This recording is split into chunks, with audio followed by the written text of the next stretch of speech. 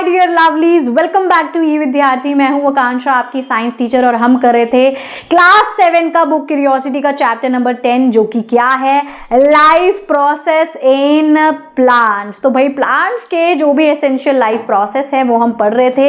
इसमें ऑलरेडी हम सब कुछ पढ़ चुके हैं, खत्म कर चुके हैं। ये होने वाला है आपका आखिरी पार्ट।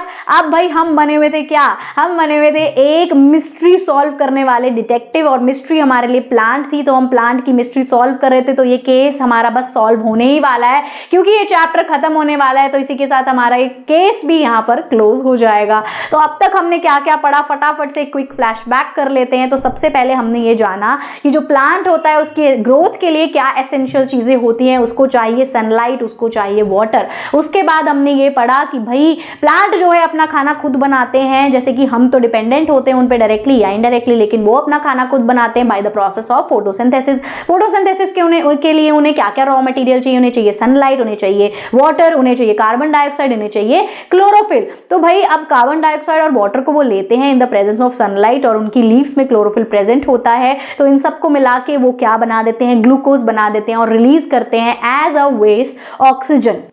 गैस को वो रिलीज करते हैं एज अ वेस्ट प्रोडक्ट। ये सारी चीजें हमने पढ़ ली। हमने ये भी देखा कि क्लोरोफिल कितना इंपॉर्टेंट होता है। अब फिर हमने ये देखा कि जो प्लांट का खाना है वो स्टोर होता है उसकी लीव्स में, पत्तियों में, ठीक है, in the form of starch. ठीक है, साथ ही साथ इसके बाद हमने और क्या चीज देखी, हमने ये देखा कि अब जो प्लांट है वो अब उसने खाना बना तो लिया, लेकिन वो एब्जॉर्ब कैसे हो रहा है, और फिर कैसे, मतलब वो हर एक पार्ट तक पहुंच जा रहा है। क्योंकि हमें ये पता है कि जो वाटर और मिनरल है वो तो रूट्स एब्जॉर्ब करते हैं नीचे से, ठीक है, सॉइल से। तो अब वो पूरी बॉडी में, यानी प्लांट के सारे पार्ट में कैसे पहुंच जा रहा है, यानी उनके पास भी कुछ ऐसा वेसल जैसा होता है, जैसे हमारी बॉडी में ब्लड वेसल होता है, उनके पास भी एक ट्रांसपोर्टेशन सिस्टम होता है। बिल्कुल। सो उनके पास भी पतली पतली ट्यूब लाइक स्ट्रक्चर्स होती हैं। एक होता है जाइलम, एक होता है फ्लोम। जाइलम वाटर और मिनरल ट्रांसफर करता है, और जो बाकी का फूड है वो फ्लोम लेकर जाता है। ये सारी चीजें हम पढ़ चुके हैं अब तक। अब हम उसके बाद क्या पढ़ने वाले, और हमने ये स्टोमेटा के बारे में भी पढ़ा साथ ही साथ, है ना, मैं भूल गई थी। तो स्टोमेटा हमने पढ़ा कि स्टोमेटा इनके पास क्या होता है, जो गैस एक्सचेंज का काम करता है। ठीक है, एक छोटे छोटे से ओपन, इनके पास पोर्स होते हैं जो ओपन और क्लोज जो होते हैं जब जब इन्हें गैस का एक्सचेंज करना है, चाहे कार्बन डाइऑक्साइड हो या ऑक्सीजन हो। तो चलिए आइए देखते हैं अब आगे की एनसीईआरटी ने आगे क्या दिया हुआ है। अब हमारे पास सवाल ये है कि क्या प्लांट्स भी ब्रीथ करते हैं जैसे हम करते हैं। ठीक है, तो भाई क्या उनके पास भी, क्या उन्हें भी ज़रूरत है इस चीज़ की, रेस्पिरेशन की ज़रूरत है, क्या उनके अंदर भी ऐसा कुछ होता है। तो चलिए जानते हैं कि ऐसा कुछ होता है या नहीं। तो अब यहाँ बात कर रहे हैं ये कि क्लास 6 में आपने साइंस की बुक क्यूरियोसिटी में चैप्टर में लिविंग क्रिएचर में जब आप उनके कैरेक्टरिस्टिक्स को एक्सप्लोर कर रहे थे, तो ये जाना था कि जितने भी जीव हैं, अगर आप उसको जीवित तभी बोलेंगे अगर वो रेस्पिरेशन कर रहे हैं, तो मतलब उनमें से एक कैरेक्टरिस्टिक रेस्पिरेशन भी था। तो क्या प्लांट्स भी रेस्पिरेशन करते हैं जैसे कि हम करते हैं? तो हाँ, वो रेस्पिरेशन करते हैं। कैसे करते हैं ये देखेंगे हम, कैसे, एक एक्टिविटी के थ्रू। चलिए आइए एक्सप्लोर करते हैं। तो सबसे पहले आपने करना क्या है, आपने मूंग की दाल लेनी है, उसको पूरी रात पानी में भिगो के रखना है, ओवरनाइट सोक करके रखना है। अब करना क्या है कि आपको एक कॉनिकल फ्लास्क लेना है। आपके लैब में इस तरीके का फ्लास्क मिल जाएगा, कोन की शेप का ये होता है, इसलिए इसे कॉनिकल फ्लास्क बोलते हैं। ठीक है, आपको इसके अंदर गीली पानी में भिगोई हुई एक कॉटन लेके, ठीक है, पानी में भिगो के एक कॉटन जो है इस फ्लास्क के अंदर, कॉनिकल फ्लास्क के अंदर डाल देनी है। अब उस भीगी हुई कॉटन के ऊपर आपको वो ओवरनाइट भीगे हुए क्या डालने हैं, ये जो आपके पास सीड्स थे, ठीक है, जो मूंग की दाल थी वो आपको डाल देनी है। अब फिट करनी है दो ट्यूब, ठीक है, ये देखो इस तरीके से ट्यूब ए और ट्यूब बी। यहाँ पे आपको एक कॉर्क लगा देनी है इसके ऊपर, और इसमें दो छोटे होल बनाने हैं, और दो ट्यूब इस तरीके से इसमें आपको फिट करनी है, ट्यूब ए और बी, जैसे कि ये फिगर में आपको दिखाया हुआ है।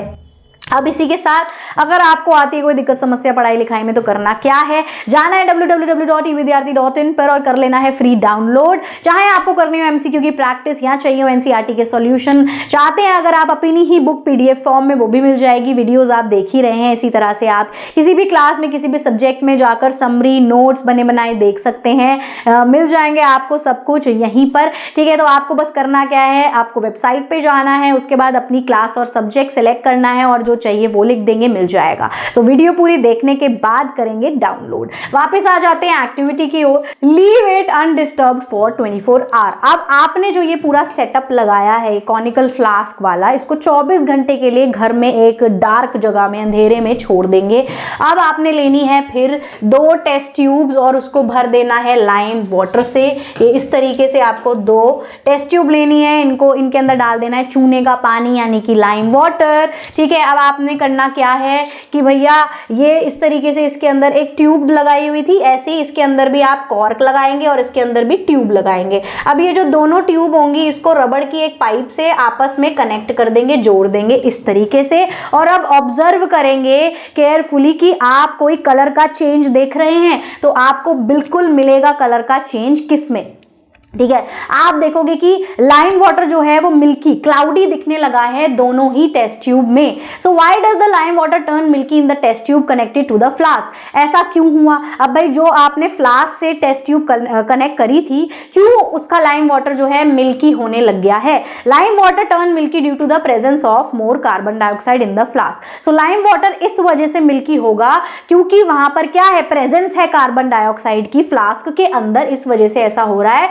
So but where does this carbon dioxide come from? अब वो जो कार्बन डाइऑक्साइड है वो कहां से रही है? So carbon dioxide is naturally present in very small quantities in the air. हमारे एयर में नेचुरली थोड़ी सी क्वांटिटी जो है कार्बन डाइऑक्साइड की हमेशा ही प्रेजेंट होती है।